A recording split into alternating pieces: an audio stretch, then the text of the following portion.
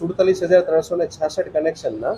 કુલ 266.80 કરોડ જેટલી રકમ જે છે એ કુલ વસૂલવા પાત્ર બાકી છે. ગવર્મેન્ટની ખાસ કરીને જણાવું તો જે મુખ્ય કચેરીઓ જે છે, કલેક્ટર ઓફિસ છે, પીડબ્લ્યુડી છે, સિટી પોલીસ છે, આવી રીતે કુલ જે મુખ્ય 5 કચેરીઓનો કુલ અંદાજિત 20 કરોડ જેટલો જે છે એ પાણી વેરો જે વસૂલવાનો બાકી છે. આપને જણાવું તો કુલ 47,366 કનેક્શન પૈકી અંદાજિત 17,000 જેવી મિલકતો છે કે જે રેગ્યુલર જે છે વેરો ભરપાઈ કરતા હોય છે. આ મિલકતો એવી છે કે જ્યાં કોઈને પાણીના સમ્પ કનેક્શન લીધેલા હોય અથવા જૂની કોઈ મિલકતો હોય કે જેમાં પોતાનો મિલકત નંબર જે છે એ કોઈ પણ કારણોસર જે છે પાણી વેરા સાથે મર્જ ના થયેલો હોય, આવી મિલકતો જે છે એમનો રેગ્યુલર વેરો વસૂલવામાં આવતો હોય છે. આ સિવાય અંદાજિત 30,000 જેવી મિલકતો છે કે જેનો નિયમ અનુસાર વેરો જે છે એ રાજકોટ મહાનગરપાલિકા દ્વારા અથાગ પ્રયત્ન કરવા છતાં પણ વેરો વસૂલવા થતો નથી. જો એના કારણોમાં આપણે જઈએ તો સામાન્ય રીતે જે છે એમાં એડ્રેસની અંદર જે ખૂબ અપૂરતા સરનામા હોવા, ફક્ત જે છે એમાં રાજકોટ શહેરનો ઉલ્લેખ હોવો, ઘણા કિસ્સાઓમાં મોબાઈલ નંબરનો ઉલ્લેખ ના હોવો,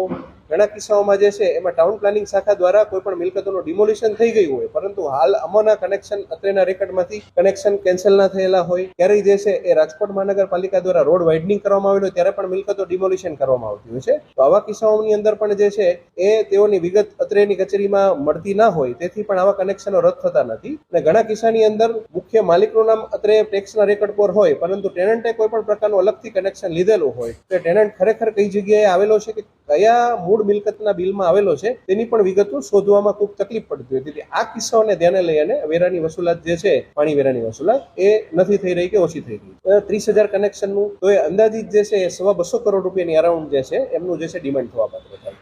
રાજકોટ મહાનગરપાલિકાએ જે છે તબક્કાવાળાનો પ્લાન પણ બનાવેલો છે. પ્રાથમિક તબક્કે જે છે એ અમે તમામ જે મિલકત ધારકોને જે બિલ મોકલીએ છીએ તેવી રીતે જે છે મોટી રકમના બાકીદારોને આ વખતે સાદી ટપાલ તેમજ સ્પીડ પોસ્ટમાં પણ જે છે બિલ મોકલવાનો રાજકોટ મહાનગરપાલિકા દ્વારા પ્રયત્ન કરવામાં આવેલો હતો. જે મિલકતોની અંદર જેમાં મોબાઈલ નંબર અવેલેબલ છે અને જેના ચોખ્ખા સરનામા અવેલેબલ છે ત્યાં રૂબરૂપ જઈ અને ટીમો દ્વારા બિલની બજવણી કર્યા બાદ પણ જો મિલકત વેરો કે પાણી વેરો ના ભરપાઈ કરવામાં આવે તો તેઓનો જે છે નળ કનેક્શનની કપાત કરી અને જે કિસ્સાઓમાં કે જેમાં શોર્ટ એડ્રેસ મેં કીધું જે હમણાં ગયા રીઝનો આપને સમજાવ્યા કે ભાઈ ડિમોલિશન થવું, ટીપીનો રોડ વાઇડનિંગ થવો, ટેનન્ટના નામથી કનેક્શનો, આવા કોઈ કિસ્સાઓની અંદર જે છે એમાં રાજકોટ મહાનગરપાલિકા ભવિષ્યમાં જે છે એમાં અલગથી ટીમને ઉતારી અને ડોર ટુ ડોર સર્વે કરી અને ત્યારબાદ પાણીનું કનેક્શન છે કે એની ખરાઈ કરી અને પછી જે છે આ વેરા વસૂલવાની કાર્યવાહી હાથ ધરવામાં આવનાર છે. સરકારી વેરા વસૂલવા માટે થઈ અને એનું જે આખું અલગ મિકેનિઝમ જે છે એ કોર્પોરેશન દ્વારા બનાવવામાં આવેલું છે. સરકારી કચેરીઓ સામાન્ય રીતે રોજબરોજ તમામને ઉપયોગમાં લેવાતી કચેરીઓ હોય છે.